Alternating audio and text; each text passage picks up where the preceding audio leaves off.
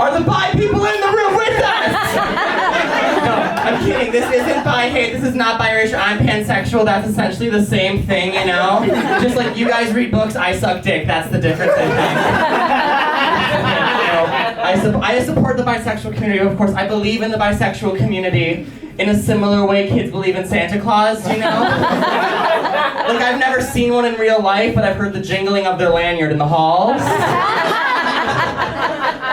Once a year, me and my family go to the mall and we take a picture at their pop-up. I think it's called Spencer's.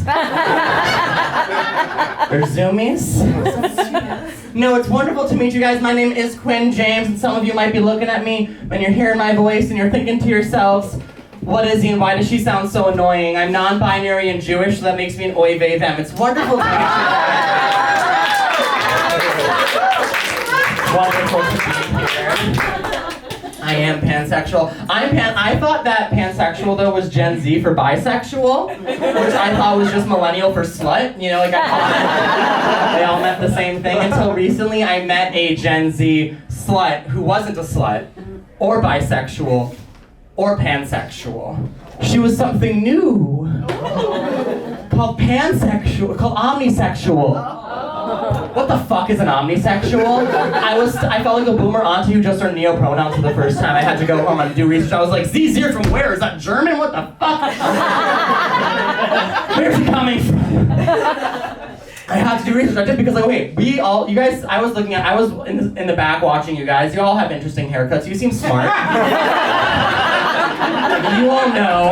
You all know that like omni and pan are essentially the same root words, like everything, everywhere, low standards. So then like I was like trying to figure out what the difference is, and then it clicked in my brain, and omnisexual is when your sex organ is a transformer. Okay, so one person gets it and the rest of you are confused. It's okay.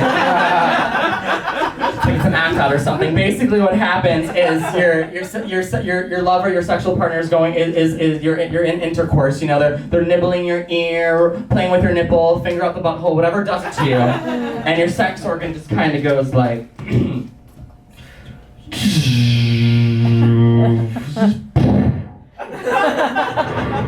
Omnisexual, engaging.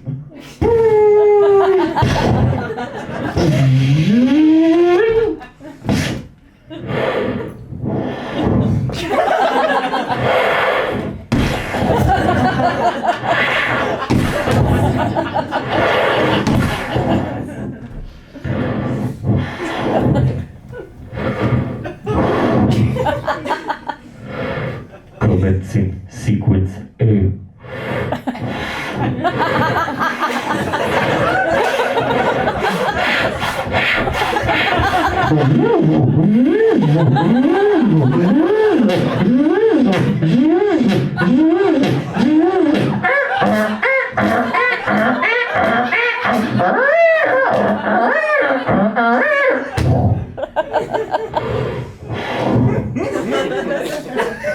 The first time I did this joke, my dad was sitting in the front row.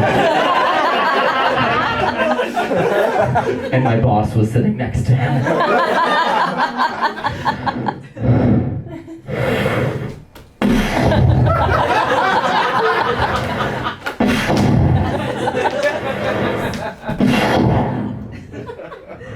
Mission completed.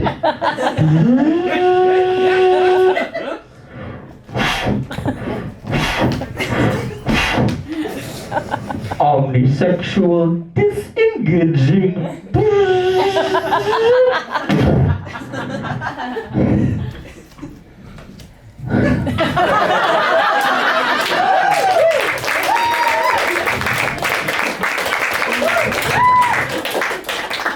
Anyway, so I was doing research.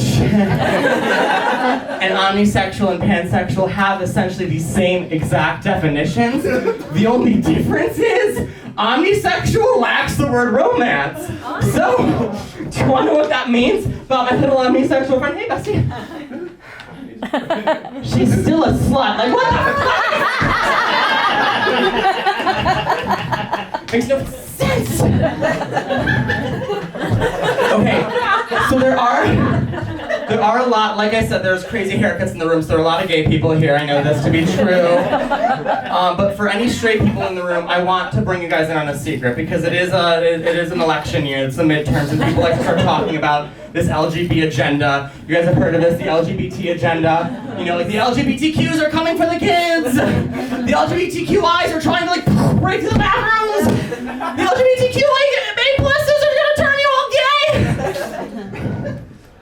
But straight people, the real LGBTQIA plus agenda has been in front of you guys for the last 70 years at least. It's to rearrange the alphabet.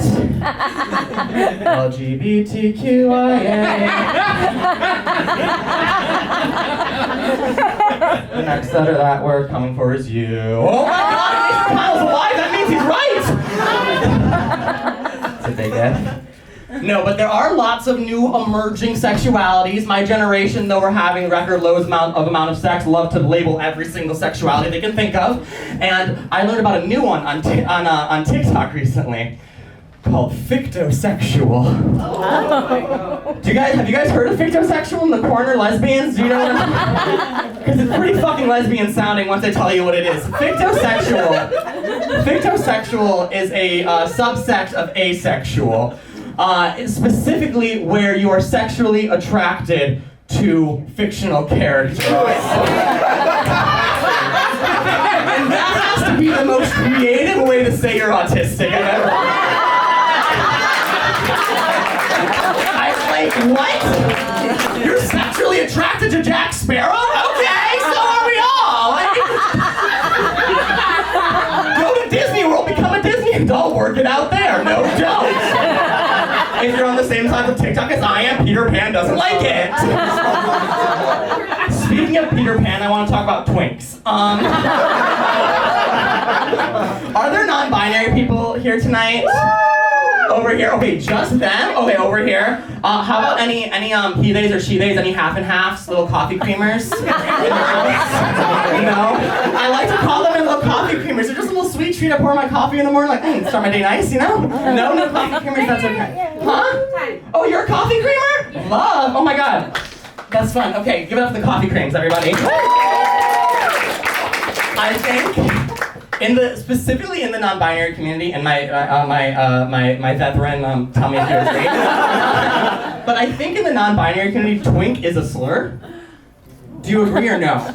Like if someone were to call you a twink, well, okay, your opinion half counts though, you know, like bisexuals. I'm kidding, no. You are valid. I don't know if when a stoned comedian says it sounds convincing or not. Do we get high here? Anybody? Okay, I am on edibles 4 through 8 right now, and I'm waiting for 9 through 10 to come on in. What are we at? Do we do fuck it buckets? Anybody? Have you guys heard of a fuck it bucket? Okay, a fuck it bucket is this thing where you take all of the gummies out of their original packaging, and you mix them up, doses and all, you shake it up, and then you take a handful of it and you say, fuck it, and you see where the day is gonna take you. If you guys haven't done a fuck it bucket before, I take it. I love a fuck it bucket. The first time I did it was on a family vacation in New York. I took about 500 milligrams at 11 a.m. and I said, fuck it. I didn't think the edibles were gonna hit me until I was sitting in the mezzanine watching Beanie Feldstein butcher Funny Girl. Like that's where I thought my day was gonna take me to. And then at 3 o'clock p.m., my family goes walking up to the 9/11 museum. The edibles have yet to hit, and I'm still thinking I'm gonna be fine. We're walking up to the 9/11 museum, and we walk up to the ticketing booth, and we're like, 4 tickets to 9/11, please. And the ticketing clerk alerts us that the museum closes in 2 hours, and 2 hours is simply not enough time to take in all of 9/11. And I said, New York only had 7 minutes. Let's do this shit! Let's go! I literally have a time, like, I can't be in there high. That's not... So we're going into the museum, the elevator... So when you go to the museum, the first exhibit of the 9/11 museum is at the basement of the 9/11 original World Trade Center towers. And so we're walking in, we're in the elevator doors close, I'm feeling fine, and all of a sudden, as the elevator starts to descend, my body goes...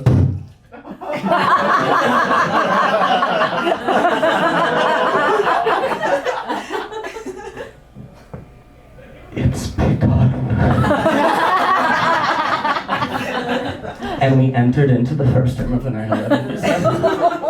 The first room of the 9/11 Museum is at the basement of the World Trade Center Towers, like I said, and in the basement of the World Trade Center Towers is a giant robot wall designed to keep all of the water of the Atlantic Ocean from flooding New York City. And I am looking at this robot wall thinking, how the fuck is ChatGPT supposed to protect us?